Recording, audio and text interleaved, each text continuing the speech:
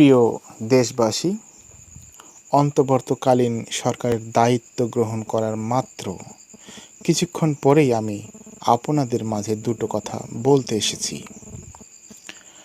আজ দ্বিতীয়বার যারা স্বাধীনতার স্বাদ আমাদের সকলের জন্য সম্ভব করল, সেই বৈষম্য বিরোধী ছাত্র আন্দোলনের শহীদ ছাত্র জনতা এবং আহত অসংখ্য আন্দোলনকারীকে স্মরণের মাধ্যমে দেশবাসীকে আমি কিছু কথা বলতে চাই।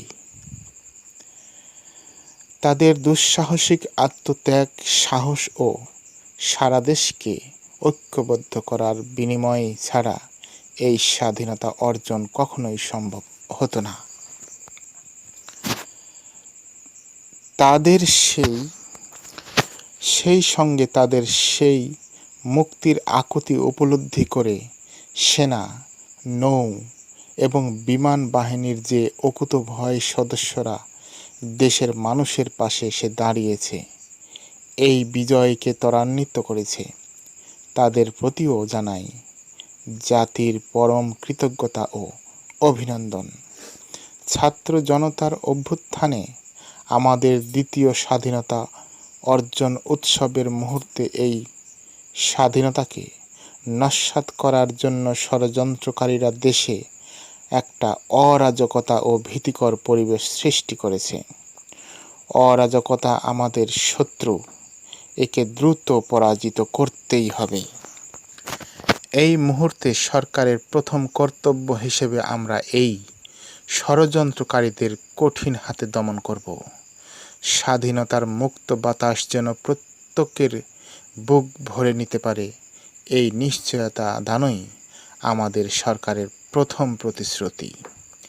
এ ব্যাপারে দেশবাসীরা সহযোগিতা অবশ্যই করবেন। এ ব্যাপারে দেশবাসীর সহযোগিতা কামনা করছি। দ্বিতীয় স্বাধীনতার এই মিলন মেলা থেকে বাদ যাবে না যারা আমাদের শান্তি শৃঙ্খলা রক্ষাকারী প্রতিষ্ঠানগুলো, সেনা, নৌ, বিমান বাহিনী, বর্ডার গার্ড, পুলিশ, আনসার, গ্রাম প্রতিরক্ষা, কোস্ট গার্ড, কেউই বাদ যাবে না। অন্য সবার মতো তাদের প্রত্যেক সদস্য আজ ঊর্ধ্বতন কর্মকর্তার আইন বহির্ভূত জবরদস্তিমূলক হুকুম থেকে মুক্ত। কারো জন্য এই বিন্দুমাত্র ব্যাহত হলে আমাদের আজকের উৎসব ম্লান হয়ে যাবে। প্রচণ্ড নিষ্ঠুর কথিত স্বৈরাচারী সরকার এসব প্রতিষ্ঠানকে দিয়ে ক্ষমতা কুক্ষিগত করে রেখেছিল। আমরা এই প্রচেষ্টা ব্যর্থ করে প্রতিষ্ঠানগুলোর হারানো গৌরব ফিরিয়ে আনব। এ ঘৃণ্য চেষ্টায় ব্যবহৃত হয়ে যারা অপরাধ সংগঠিত করছে তাদেরকে আইনানুগ বিচারের মাধ্যমে শীঘ্রই উপযুক্ত শাস্তি দেওয়া হবে। একই কথা দেশের সকল মন্ত্রণালয়, সংস্থা, শিক্ষা প্রতিষ্ঠান, নানা কর্মক্ষেত্রের জন্য প্রযোজ্য। সর্বত্রই অপরাধের বিচার হবে। আজ প্রত্যেকটি প্রতিষ্ঠান ও তার সদস্যরা নিজ নিজ কর্তব্য পালন করার মাধ্যমে দ্বিতীয় স্বাধীনতাকে উপভোগ করবেন, দেশকে গৌরবের শীর্ষে নিয়ে যাবেন এবং দেশবাসীকে, জগৎবাসীকে উপভোগ করার সুযোগ করে দিবেন। আমি জাতির পক্ষ থেকে প্রত্যেককে নির্ভয়ে আনন্দচিত্তে নিজ কর্মস্থলে নিজ নিজ সামর্থ্য নিয়ে এগিয়ে আসতে অনুরোধ করছি। দেশের সকল মানুষকে আজ স্বাধীন, নির্ভয়, নিরুদ্বেগ থাকার জন্য নিশ্চয়তা দেওয়ার জন্য আমাদের ছাত্র শহীদরা প্রাণ দিয়েছেন।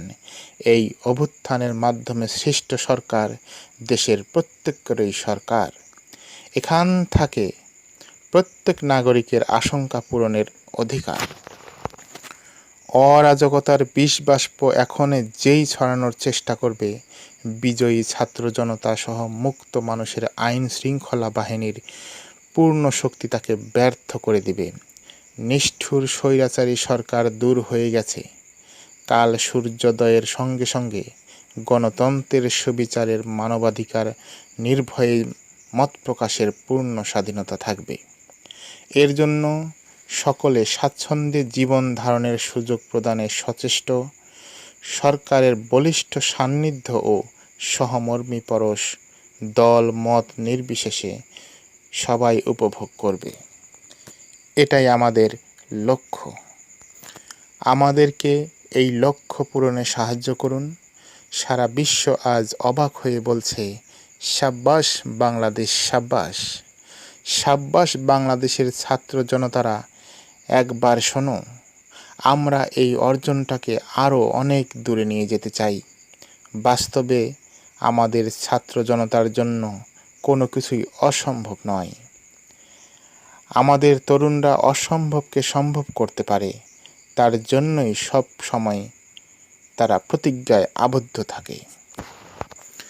যদি আমরা ঐক্যবদ্ধ থাকি এবং ধ্বংসাত্মক কর্মকাণ্ড থেকে দূরে থাকি, সবার জন্য মুক্ত পরিবেশ সৃষ্টি করতে পারি, তাহলে আমাদের বিজয় অবশ্যই হবে। মহান আল্লাহ আমাদেরকে সহায়ক করুন। মহান আল্লাহ আমাদের সহায়ক। বাংলাদেশ চিরজীবী হোক। ধন্যবাদ সবাইকে।